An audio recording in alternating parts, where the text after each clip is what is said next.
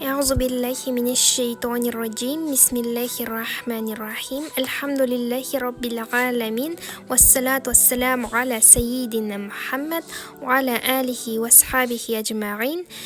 Ассаламу алейкум ва рахматуллахи ва баракатух. Иманыңызды қуаттағыңыз келсе, каналыма тіркеліп алыңыз. Бүгінгі өтетін әрпіміз мим әрпі. Мим әрпі астыңғы мен үстіңгі ерін бірге жабысып, мұрын арқылы шығады. Мим әрпі м деген дыбысты береді. Мим әрпінің жазылу үлгісі сөз соңында, сөз ортасында және басында. Дәптерлеріңізге жазып алыңыздар. Мим әрпінің харакатпен жазылуын оқып керейік. Мә, ми, му. Мә, ми, му.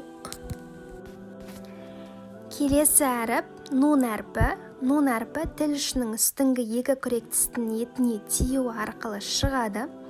Нун әрпі н деген дыбысты береді. Бұл мұрын арқылы деген сияқты қазақ тіліндегі әріп бар ғой.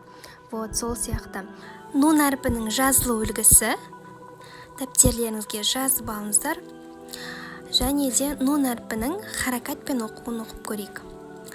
На, ни, ну. Осымен қысқа да нұсқа сабағымыз аяқталды.